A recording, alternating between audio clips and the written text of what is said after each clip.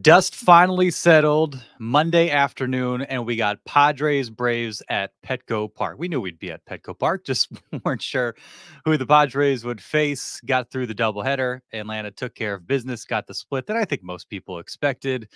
Given the situation, given the stakes or the lack thereof for the Mets once they won the first game.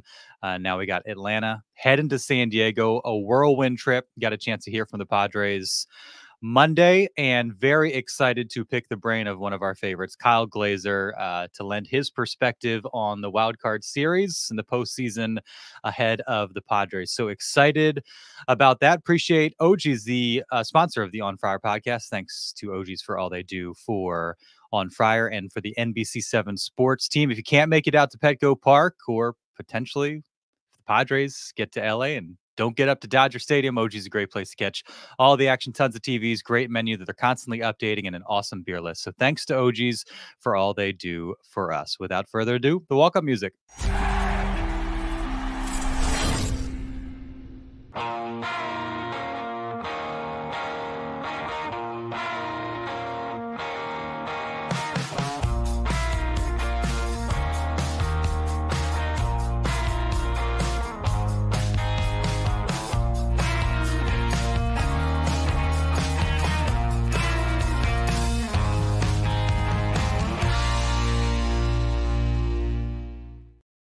On Friar podcast brought to you by NBC7.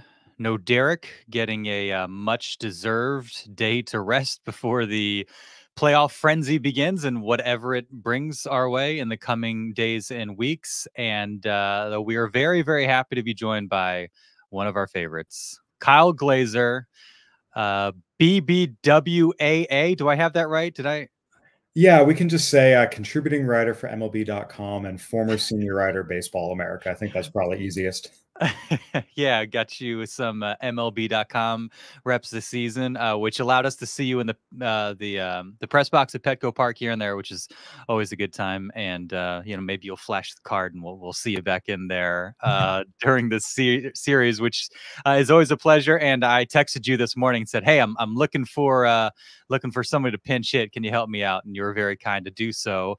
And I know I'm not the only one. You were on with John and Jim this afternoon as well, right?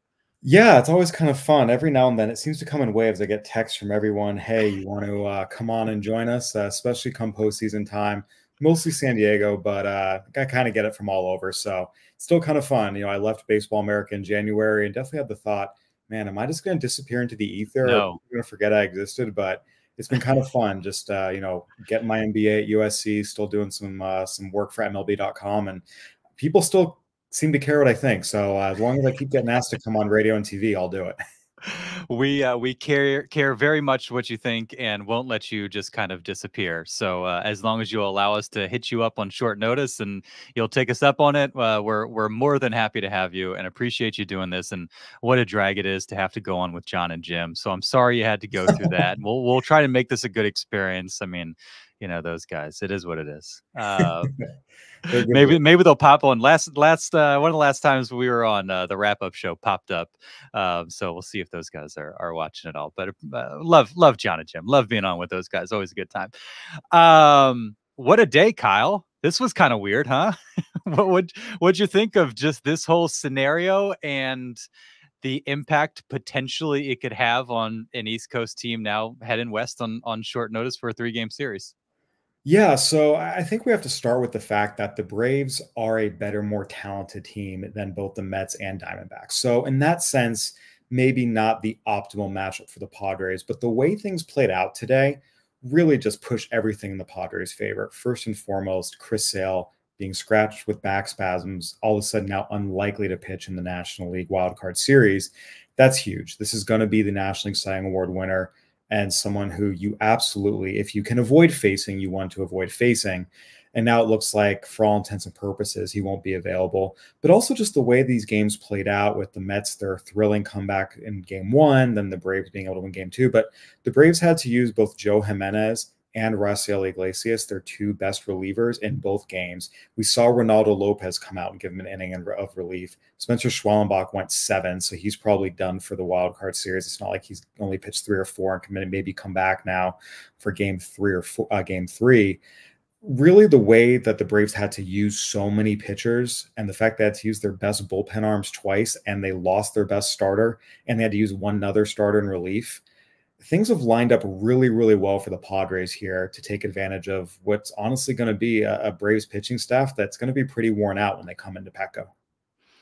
Yeah, Manny Machado was asked just kind of about the situation and the advantage you would seem to present for the Padres, just given what the Braves are having to go through. And I think you laid it out really, really well. It's not just kind of the hectic nature of the last couple of days. It's not just the late flight and the lack of prep time and rest and all that. It's the bullets that the Braves had to fire to get here is what could impact them in the coming days. And that's, it seems to be kind of the most tangible because I think we're all trying to figure that out. Like, and one of the point that Manny made was like, okay, yes, it's good for us. It's good for us today, but it's October baseball and you just don't know. And sometimes the teams that had to go through it once they get here kind of thrive. And I think they're expecting like a competitive, spirited Atlanta team that I'm sure is energized by the opportunity and the environment. But there's no taking away from the fact that, they're going to not have all the resources that they would expect to in this situation because of today. No question. If you go back, there was a scenario entering this morning where, depending on how things played out, if the Braves had won game one and didn't use Sale for game two, you would have looked at a scenario where you would face Chris Sale in game one and Max Fried in game two. That's not ideal for the Padres. And one of the things about this Padres team is they've been fantastic all year offensively, but they haven't done that great against left-handed pitching. Entering today, they were 19th in the majors in both average and OPS against left-handed pitching. So if you had to go in and face Sale and Fried game 1 and 2, both on full rest, it was going to be tough. All of a sudden, you don't have to worry about that. Now you have, realistically, again, the Braves have not announced the rotation yet, but realistically, they're going to have to throw Max Fried on short rest in game one. He's never thrown on short rest before. And then you're looking at, right now, it looks like Charlie Morton, who has not been very good, game two on short rest. And then game three, you probably have to go Ronaldo Lopez on short rest after he made a bullpen appearance today. So, A, the Padres avoid the probable NL Cy Young Award winner. B, they only have to face one lefty, a very good one, but one lefty on short rest rather than two frontline left-handers on full rest. And three, once they get past Fried, again, just the way things have shaked out right now, it's Morton's turn the rotation. He's not, Charlie F. and Morton from a few years ago where he was dominant. He's really struggling. And Lopez is great, but again, he's going to be on short rest and coming off a bullpen appearance. Things have lined up really, really well for the Padres. As good as this Braves team is, and anything can happen in a 3-game series, when you just talk about how things have played out, the Padres' odds of winning are certainly more favorable than if they had to face a fully rested Sale and Fried in games 1 and 2, which coming to this morning was a very viable possibility. Yeah, I think, there's obviously, it's a shame that it's gone down the way that it has with Chris Sale. You don't want to see a guy like that, especially coming off a season that he's had, not be able to go because of something like back spasms. But, certainly a bit of relief there. KB8SD, has the Braves chartered flight even landed in San Diego yet? Have you been on the flight tracker at all yet, Kyle? Do you know if they've touched down yet? I have not. I would imagine, let's see, the game 2 wrapped up probably like 4 or 5 hours ago. So I'd imagine probably not. Yeah. Look, I mean, there's no question. Travel fatigue's a real thing. At the same time, I will say this for the Braves. Look, this is a postseason tested team full of stars, even though Spencer Strider got hurt, even though Ronald Acuna Jr. got hurt, even though Austin Riley got hurt, and now Chris Sale got hurt. You still are looking at Matt Olson, Marcell Ozuna, Ozzie Albies, Michael Harris. These guys have been here before. These guys have done this before. So it's still not going to be an easy matchup. I don't want to make it seem that way. I think it would be a mistake to assume, they're going to be completely exhausted and landing late and they don't have any pitching and the Padres will coast. That'd be great if it happened, but I wouldn't underestimate this Braves team. There's no question things have played out very favorably for the Padres, but I think it would be a mistake to say, oh, wow, the Braves are done. This is a talented, experienced team that has a ring and knows what it takes to get there. And let's not forget, won a ring without Ronald Acuna Jr. They've, gone through this where they're without a key player and still found a way to win. So I do expect it to be a good competitive series, but again, when you look at what things could have looked like when we woke up 12 hours ago, things certainly are rosier for the Padres. 7 meetings all came in the first half. One was the last series before the All-Star break. The Braves took 2 of 3 at Petco Park. Padres 4-3 overall. And I was just kind of scanning through the games. I hadn't had a chance to do that yet today, so I was doing a little bit before you hopped on, or we hopped on. And is there much that we can even glean? Like, do those mean anything at this point? I think Randy Vasquez started 2 of them. Matt Waldron started 1 of them. Dylan Cease, I think, had 6 innings, 11 strikeouts, 1 start. You know, he's potentially your game 3 starter. They almost swept a 4-game series in Atlanta with a doubleheader on Monday. Chris Sale pitched the finale and shut him out 3-0. So, and then obviously you're not seeing him. But I think that head-to-head gave us some clue, like, okay, this Padres team might be for real, because they played really well against the Braves early on. Yeah. They played really well against the Dodgers early on. So that's kind of a feather in their cap. Yeah. But what do we take from that, if anything, when the pitching matchups aren't what we're going to be seeing? And you mentioned injuries. There's some guys that were involved with those that, you know, won't be in the proceedings this week at Petco Park. Yeah, I think it's really hard to take much from this, because these are 2 very different teams from where they were in the first half. I mean, keep in mind, the Padres were about a 500-ish team treading water in the first half. They have the best record in baseball since the All-Star break. They have been the best team in baseball objectively since the All-Star break. You know, the Braves have been more of a slightly above 500 team. They got off to a really good start, but since the All-Star break, it hasn't been smooth. They're 35-30 since the break. So I think it's just 2 different teams. And we talk about all the players that weren't there. You know, when the Padres were facing the Braves, for the most part, they didn't have Joe Musgrove. They didn't have Yu Darvish. They didn't have Fernando Tatis Jr. Manny Machado was still slumping through the first half. Xander Bogaerts wasn't playing well. So the Padres are an entirely different team than the first time they played the Braves, and the Braves are missing some guys. So I wouldn't read too much into it. Like you mentioned, it was really good early to see, hey, the Padres can hang with some of the best talent the National League has to offer. I would say the Padres are a much better team now than they were when they faced the Braves before. And that's a good thing, considering they went 4-3 against them, even when they weren't 100%. Yeah, no question. Michael King, game 1 starter, did not face the Braves this season, for whatever that's worth. Was Mike Schiltz announced starter, is a question in the chat, for the wild card series, due to them planning on if they sweep the wild card? I don't know if anybody just kind of mixed those. I wish we could, to start Dylan Cease for game 1 of the NLDS in LA on Saturday. Got to get through these, of course, but curious just your thoughts on how they lined it up. I think this was probably like the logical outcome when King was scheduled to pitch on Sunday, didn't need him to, just made sense, rather than shuffling everything, have King then appear late in the series or in LA on a week and a half rest or that sort of thing, to just kind of pick it up and move it, you know, a day or two with King and then Musgrove and then Cease and then potentially Darvish, I guess, for a game 1 in LA, depending on what they need from him out of the bullpen this week. Yeah, the NLDS has nothing to do with it. Mike Schilt knows you have to take it 1 series at a time, 1 game at a time in the postseason.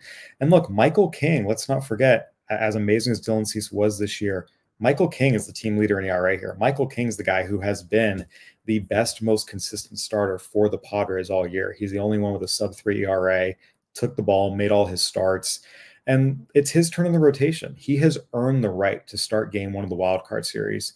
Like you said, again, it's his turn in the rotation. He's been your best pitcher. There's no reason not to start him in game 1. That's what this is about. This isn't about thinking ahead to LA. This is about who gives you the best chance to win game 1. And again, Michael King has earned the right to make this start.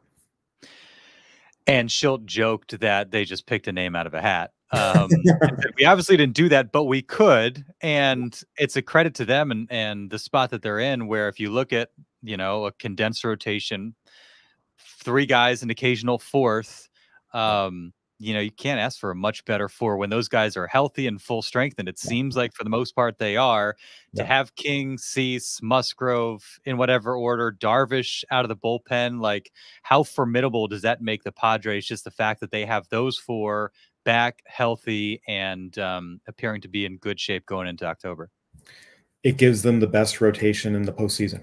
It's that simple. When you can go King, Cease, Musgrove, Darvish, now that Darvish, you know, is looking like, you know, he's getting back into shape a little bit, rounding back into form. That's the best 4-man starting rotation in the postseason this year. And that's a huge advantage for the Padres. And I would caution them not to, again, we'll see if it gets to a game 3 and, if things get desperate, but you don't need to use Yu Darvish in relief. Just keep your starters as starters. And whether you win this one in 2 or win it in 3, then you can go into game 4 and Yu Darvish is your game 1 starter. It's a huge advantage they're going to have over almost any other team. The only other team in the National League that you can argue has a rotation that's comparable is the Phillies. And they certainly have the frontline guys with Wheeler and Nola for sure. Christopher Sanchez has been fantastic. Ranger Suarez is the wild card. He's been great in the postseason before. He's killed the Padres. And he had an amazing first half, but he's really struggled in the second half. And that's why I think you give the edge to the Padres right now. With the way Darvish is kind of rounded into form here, all 4 of these guys are throwing the ball really, really well. All 4 of them are guys you feel very comfortable. I mean, all 4 of them, if you said, this is your game 1 starter in the postseason, like, yeah, I get it. No hesitation. So I think the Padres, this is a huge advantage they have over really anyone else in the field. And it's one they need to make sure and use to their advantage and not waste it by trying to get fancy or doing what the Dodgers used to do, bringing in starters out of the bullpen or having them, throw on their throw day out of the bullpen. None of that. You have 4 great starters, use them as starters. And more often than not, you're going to have the better starting pitcher on the mound, which is a huge advantage. What would Yu Darvish have to do out of the bullpen over the next 3 days to cause him to miss a game 1 start in LA on Saturday? I mean, probably pitch more than an inning again. And even that, it wouldn't be the best thing to do. Again, we're getting ahead of ourselves a little bit. I think the main thing is, look, if, for example, game 2 or game 3 comes around and one of Musgrove or Cease really gets bombed, and something, bad happens and you need someone to give you some length and you feel better Yu Darvish doing that than any other long relief options. You don't want to burn through 5 relievers. Okay, sure, fine. But if it's a game you're winning and you're cruising, there's no reason to do it. Just, again, use your 3 starters, use this amazing bullpen you've built out. And again, there's no real reason to use Darvish in relief unless something really goes wrong with Musgrove or Cease. Brent with a question: what inning might Schilt use as bullpen? Obviously, we don't know the answer to that question, but from like a philosophical standpoint, postseason baseball, things tighten up.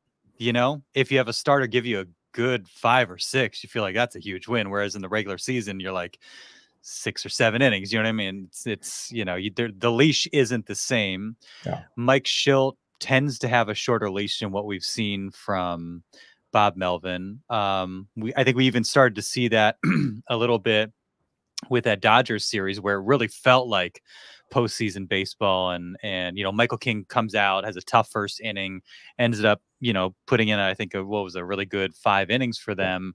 But it just had that feel to it.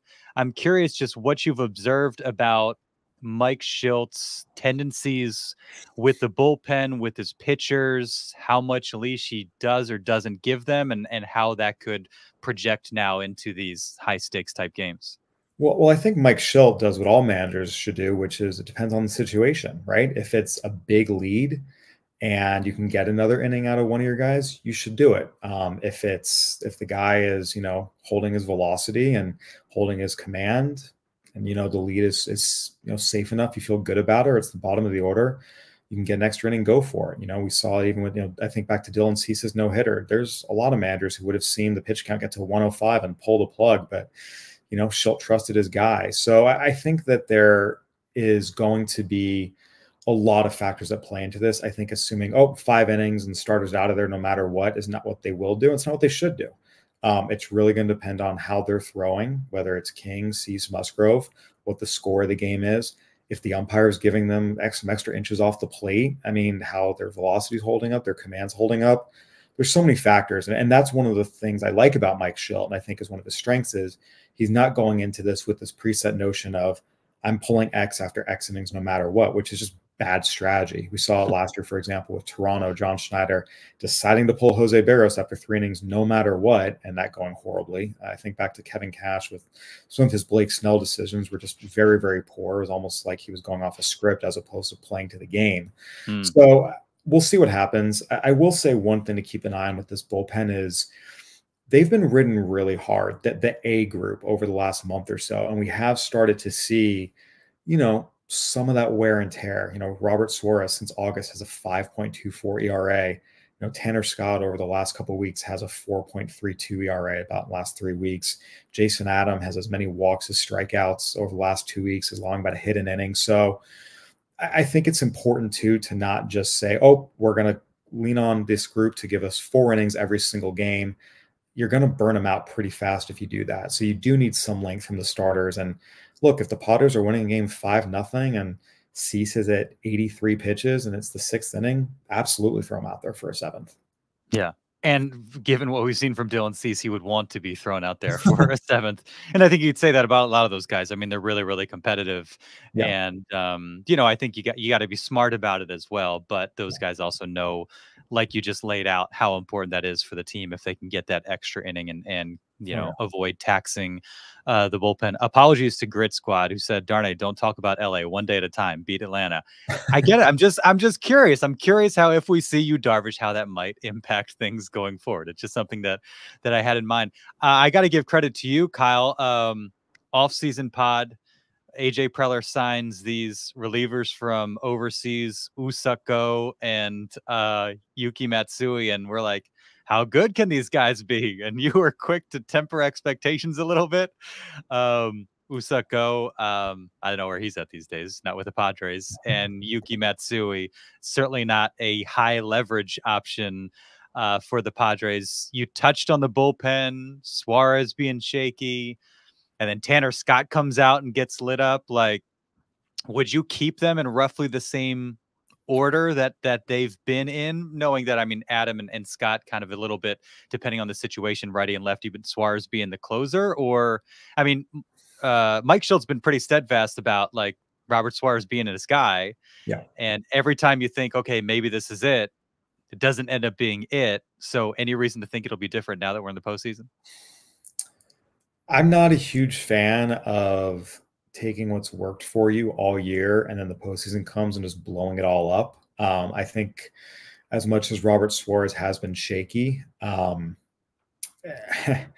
he's earned the right to at least begin the playoffs as the closer, because look, if he gets right, all of a sudden you're talking about, again, at his best, he's one of the best closers in baseball. And you can argue outside of, Emmanuel Clase, when he was pitching lights out earlier this year, he was probably the 2nd best closer in all of baseball. So I think you give him that opportunity. It's the postseason, works with Ruben Nebula, makes a fix. I mean, again, let's not forget how horrible Josh Hader looked when he first came over and joined the Padres. And then he fixed him, he got fixed and was pretty darn good. So I think there's always that opportunity. You certainly give him the chance, but if it's game 1 or game 2 against Atlanta, we're seeing the same stuff where he's just giving up way too many balls in play. I mean, opponents have hit 273 off of him since the start of August. He's been very hittable. And I think you give him the chance to go out and be the closer, but I do think you have to have a little bit of a shorter leash and say, okay, maybe we do start matching things up here with Scott, with Suarez, depending righty, lefty, and maybe mixing some other guys in depending on the situation. Do you have any like insight as to where Suarez's struggles have stemmed from? I mean, a lot of people point to the pitch mix, but like the first couple months of the season, he was basically only throwing 4-seamers and it was working. Yeah. Is a matter of the stuff just not being what it was, or teams picking up on, getting more comfortable facing that velocity, knowing his offerings? Is there anything that you can pinpoint as like why he hasn't been the same guy? And he wasn't going to, he basically wasn't giving anything up the first month or so. I mean, there was going to be some sort of like step back, but anything to, help us understand why it's been so drastic the last month or so? Yeah, the game that really stands out to me was the Tigers game where they're up 3-0, and then he, walks the bases loaded and gives up the grand slam to Parker Meadows to lose that game. And which has jumped out to me then, and what I've seen since is there's times where it looks like he's just overthrowing. We're still seeing plenty of velocity, but he's spraying the ball. It just looks like he's overthrowing, and some of that might be just kind of lower half fatigue where he's not, finishing his pitches. He has made 65 appearances this year. His previous career high was 45 appearances. He's already made 20 more appearances than his previous career high. So I do think fatigue's a part of it, and maybe not using his lower half as well and staying as in control of his delivery. We're seeing just again worse fastball command. Sometimes it's not throwing strikes. Sometimes they're more hittable. That to me has been something I've noticed. Again, though, you still see 9,900 plus, and if he's able to make a tweak somewhere in his delivery, and all of a sudden he's not missing his spots, it's going to be very, very difficult to hit. It doesn't feel like he's like super far away, but you can see he's not quite the same. Yeah, I mean, I think the Josh Hader we saw like late August of 2022, he seemed like he was a very, very far away. And, Yes. even at that point going into September, people were like, I don't know if we can throw this guy. And Yeah. he ended up being really, really good. I don't think Suarez is as drastic a case as what we saw from Hader a couple years I ago. absolutely agree with that. Yeah, I was one of them who said, I don't know if you can put Josh Hader on the mound after what he showed in August. And Ruben Niebla helped get him right. So, I mean, again, there's things to work on, but again, it doesn't feel like he's, light years away. So what I'm getting from you is biggest source of optimism for the Padres, the rotation, biggest concern, bullpen, back end of the bullpen. Or would you say there's something else that tops the list for you in terms of this is why I feel good about the Padres, and something else that tops the list as this is what gives me a little bit of concern? Yeah, I mean, I think there's lots of reasons to feel good about the Padres. Again, I talk about that, starting four, I do believe is the best starting four in the postseason. Talk about this lineup, we've really seen the depth of the lineup come through, at very least 1-8 and sometimes 1-9. I mean, Kyle Higashioka hitting 16 home runs. No one saw that coming. So again, I think this team is built as well as any to win the World Series. I think the Phillies are the favorite. Just me personally, I think their lineup, their rotation, their bullpen, their home field advantage, that's gives them a slight edge. But I really see the Padres as kind of right there with them as my number 2 team to potentially emerge as World Series champions in terms of just the way they're constructed and the talent levels.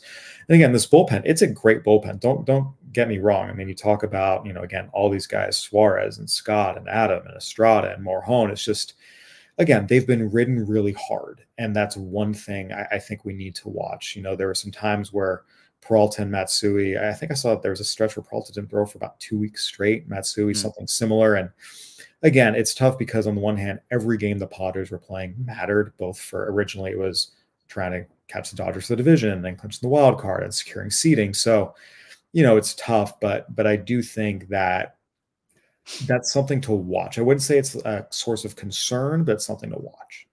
Yeah, I mean, even Brian Hoeing, we saw very little of him the last couple of weeks, and he comes out against the Dodgers and serves up a homer that kind of put the nail in the coffin of that series finale. So it's been interesting. Hoeing was really good when he came over, and I think a lot of promise, or he brings a lot of promise, but maybe it was just kind of the playoff nature of those games. There weren't a ton of opportunities for him. KV8SD, who are the dark horse teams that can all of a sudden get hot in the playoffs like Arizona last year? Is there somebody that you think like they got the ingredients to surprise a lot of people next few weeks? Yeah, I mean, taking aside to the Padres, I think the Padres have done enough that they're everybody's sexy pick. Like nobody wants to face the Padres, but there's got to be somebody else out there too.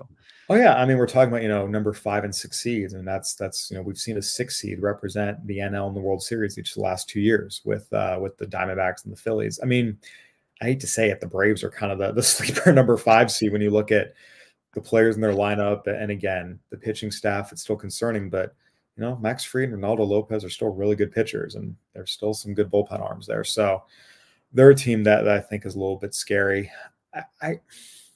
The Tigers are tricky because this is not a great team, but they're doing a really good job at run prevention, and they're doing just enough offensively, coming up with some big hits at the right time. And look, they have the best record in the American League since the All-Star break, and especially since mid-August. They've been fantastic. And I think when you look at, they have a true ace in Tarek Skubal. They have a deep assortment of arms they can mix and match. They have a great manager in AJ Hinch. They're playing good defense. And they've got some bats that, people might not know about, but can do damage. Kerry Carpenter, for my money, is probably the most underrated hitter in baseball. Riley Green's been really good. Spencer Torkelson, since he came back up from AAA, has been effective. So, when you look at 6 seeds, I think it's a mistake to discount the Tigers to just how well they've been playing, as much as you might look at that starting lineup and say, this isn't a championship lineup, they're doing enough with run prevention. It wouldn't shock me if they're able to eke out some 2-1, 3-2 wins, and all of a sudden you look up and they're in the ALCS. Yeah, really interesting. Yeah, and I mean, last year was just kind of the perfect. Who could have guessed that it was going to play out the way that it did last year? But I guess that's sort of what we come to expect. I wanted to throw some. What's the 2024 version of blank at you based on previous Padres playoff performances that we've seen in recent history? Okay. One of the first ones that came to mind, and somebody actually brought it up on the chat last time as well, is who's going to be this year's Trent Grisham, who you can maybe even throw in Austin Nola, maybe even Jerks and Profar, that Mets series, just in terms of guys that Profar would be a different story this year because he was an all-star, had a really good season. But I think Grish is the guy. People are just like kind of a black hole in the lineup, and all of a sudden, but you've always known, like, if he runs into one, good things can happen. Yeah. Who would you pick as this year's potential to be this year's Trent Grisham that all of a sudden catches fire in a 3-game series and that can kind of tip the scales? Yeah. I mean, you're right. You need those bottom of the order guys. I mean, we saw Grisham and Austin Nola come up huge, and not just in the Mets series, but in the Dodgers series too in 2022. I mean, again, Kyle Higashioka, it might sound strange because he did hit 17 homers, but we've seen him come with some big knocks again and again and again. I mean, 220 with a 263 on base is not something you typically, get excited about, but he's doing a good job at the bottom of the order. I don't think Donovan Solano or David Peralta hitting would be a surprise. I mean, these are two really good veteran hitters. Yeah, I mean, again, I don't think I'd pick Brandon Lockridge to go off and hit like 3 bombs, but I mean, Higashioka is probably the closest comp you could go there, and I think we could see Tyler Wade maybe do some things. It wouldn't be home run sense, but a couple key hits here and there, a couple nice defensive plays that here and there, just making a few key plays at key moments. It wouldn't shock me. Yeah, Higgy is kind of the one that comes to mind for me. Yeah. I'm not the only one, and I think what makes Higgy interesting is, if we're coming off June where he caught fire, it'd be one thing. I was just looking up; he's got 1 homer in the month of September and a 283 slug. So, we haven't seen that version of Kyle Higashioka in a minute now, and what better time for him to show up, and it's in there. That bat's got something going on, and every so often when he gets going, he's suddenly a really, really dangerous hitter. I do also like the Wade pick because, like, just classic playoff baseball, to steal a term from Mike Schilt, grit squad. Like, it's one of the reasons I love Tyler Wade. If it's base running, if it's laying down a well-placed bunt, what have you, maybe he, pinch hits, defensive substitution, makes a nice play in the infield or something like that to take away a run. Like, I could very easily see, on one hand, the Padres have more, like, I feel like more good players up and down the lineup than they had in 2022. Definitely. And so there's fewer, like, obvious kind of what would an under the radar pick be. But there's also so many, like a guy like Tyler Wade, Peralta, Solano, who could potentially, given the right matchup, come up huge for this club. Yeah, and again, I guess I don't consider Solano and Peralta dark horses because, I mean, these are good hitters. These are established veterans with long track records of hitting. I don't think anyone should be surprised if they come up and get a big knock where, Trent Grisham and Austin Nola, when they're struggling to cross the Mendoza line, coming up with big knocks again and again and again. That was surprising. I don't think Solano and Peralta coming up big would be surprising. And we'll see if Higashioka can do something. And again, I don't envision Tyler Wade, going yard again and again like Grisham did. It's going to be more, like you said, a great defensive play to save a run here or there, stealing a base at a big moment, knocking a single, well-placed single through the hole, laying down a bunt, doing some little things, maybe at a key moment or two to help. Give me the first person that comes to mind when I lay out the scenario of Jake Cronenworth go-ahead RBI clinching game against the Dodgers. Who's the guy? I mean, honestly, well, aside from Cronenworth, I mean, I actually mostly think of Dave Roberts for pulling Yency Almonte on the 1-0 count to bring in Alex Vesia. I mean, that was just such a cluster. That entire sequence of events from Juan Soto stealing second, standing up, they're not Yeah. at all. And Hmm. then, it's supposed to be a throw over and it wasn't. And then he pulls him with a 1-0 count. I really think of Dave Roberts and just how much that was just an absolute disaster on the Dodgers' part. If there's a guy that you could see having the Jake Cronenworth magic in a spot like that for the Padres this time around. I mean, Crone, I think, we just saw Yeah. it Tuesday, and that's where a Solano or a Peralta, as well. If you're looking apart from kind of the obvious names, maybe Xander Bogaerts. I mean, Xander Bogaerts has just gone through it these last couple years, and like I kept waiting for his OPS to sneak past 700. I don't think it ever happened. It hasn't felt as dire a year for Xander Bogaerts, but man, he'd do himself a whole lot of goodwill if he came through in a spot like that. That was actually going to be my pick here. You go back to Cronenworth, that 2022 season, he was an all-star, but it really was not a good year that year. I mean, he was a first baseman, hit under 240 with a sub 400 slug. He had really fallen off. He was good in 2021, 2022. It just was not a great year for him at all. And that was a big moment for him, showing, yes, I can still contribute. And I kind of feel that way about Bogaerts, who, in fairness, has hit pretty well since coming off the IL. Hasn't been a ton of power, but I believe it was through game 2 or 3 of the Dodgers series. He was in 295 since he come off the IL, solid on base percentage. So again, the shortstop defense leaves a lot to be desired. I think that's another area to be maybe a little bit concerned, but if he can come through with a big hit in a big spot and kind of change the trajectory of how that contract looks, it would certainly help. Yeah, no question about it. And I think he's a candidate to do it. I really do, with the way he's been swinging the bat, making good contact, and it wouldn't shock me. Yeah. And you can tell he's a guy that like being here means something to him. And he's obviously, reached the mountaintop a couple times and understand what it's all about. And just hearing him after they clinched, you can tell coming off of last season, like he doesn't take this for granted. And yeah, dude's a pro. Let's see, 64 games since coming off 299 average, 770 OPS. I mean, that'll play. It's probably not what they paid all that money for, but it's not going to hurt. I mean, well, when you consider the state of hitting in Major League Baseball, 299 was always a good batting average, but you extrapolate that over, full season. I mean, he'd be like 4th in the NL batting race. I mean, more so in terms of the power numbers. It's like somebody that looks has his stature. I always find it so weird how he'll get into one and then it's just kind of, it's like when I'm at the driving range and I feel like, oh yeah, I really tagged that one, and it gets to like the 200-yard marker and it just kind of dies. I'm like, man, come on.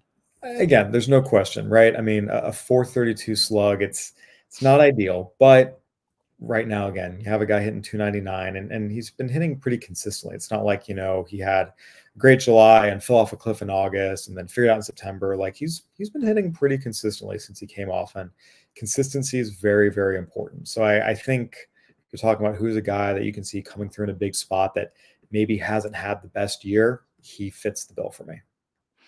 Who's got your Joe Musgrove Shiny Ears Award? Not because Buck Showalter's calling for an ear check, but a closeout series deciding game, 7 shutout innings, and delivers in the exact fashion and manner. Also, that Saturday night against the Dodgers, 2 runs in 6 innings, just in terms of the ace when they absolutely need to be the ace. There's plenty of options. One stick out to you? Yeah, I mean, I think Musgrove is probably the best bet to be Joe Musgrove. But if we're not including him, I mean, Dylan Cease just checks all the boxes to me. I mean, he's a guy that you talk about the stuff, you talk about the endurance, you talk about the competitiveness.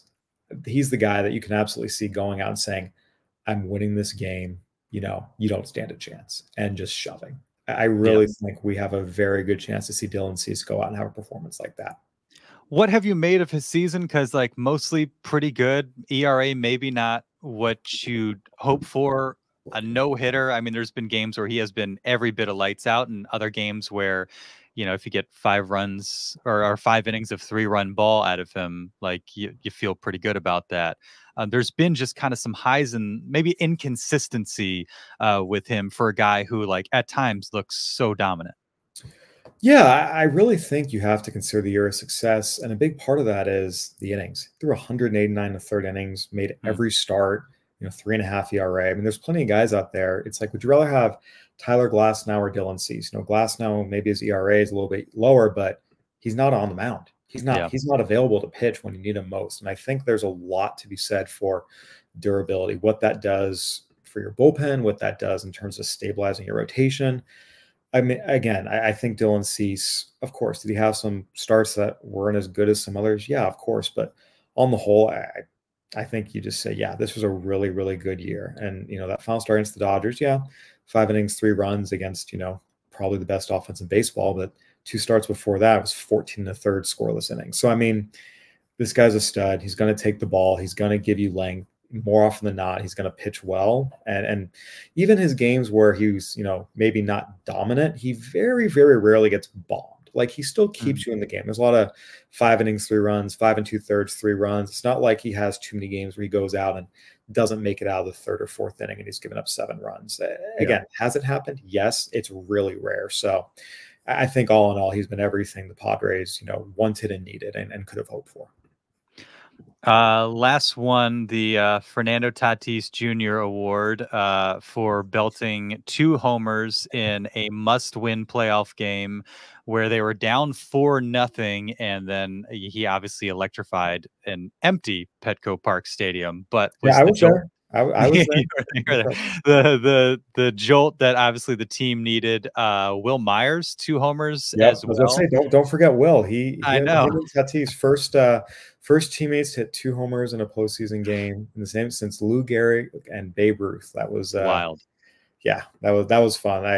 Yeah, that's one of my best memories covering baseball is that game, that comeback, and obviously the stadium's empty, but seeing the Padres run out with the 10th fan flag and pointing it Mm. up at all the apartment buildings where the fans are screaming and the parking lot's packed, and driving out, just a party downtown, even though we were supposed to be quarantined. It was one of the most unique, but also one of the most special games I've ever covered.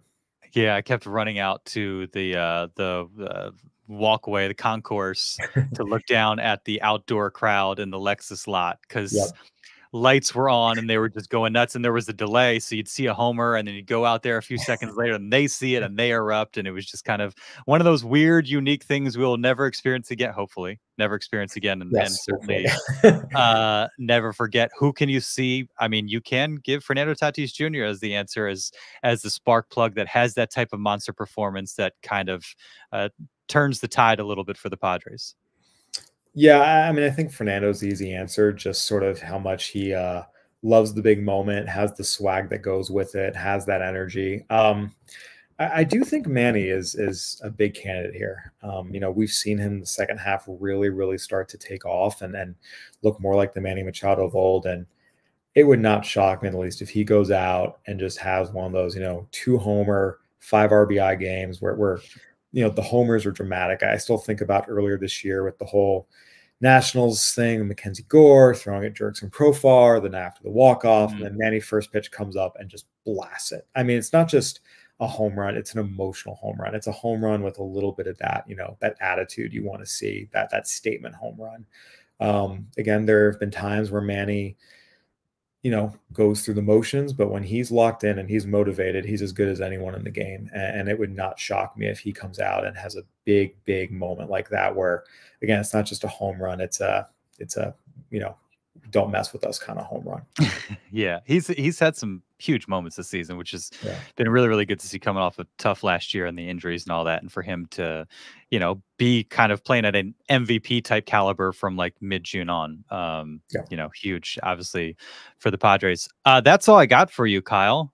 Thanks for letting me, um, you know, sucker you into doing this on short notice. I do appreciate it, and always happy to keep you in the loop and keep you visible to baseball fans, and not let you just hang out doing your USC continuing education and all that. We're not going to let you disappear. I appreciate You're that. too smart, too insightful. We value your perspective too much. So I appreciate you doing this for us on short notice. Hopefully we'll see you at Petco Park or somewhere along the journey. Yeah, And I'll be down there at some point. I'm unable to get down there for games 1 and 2, but if there's a game 3, I should be there, and then we'll see what the rest of the postseason, how it all unfolds. yeah, awesome. Can't wait. Thanks so much, Kyle. Anytime, Darnay.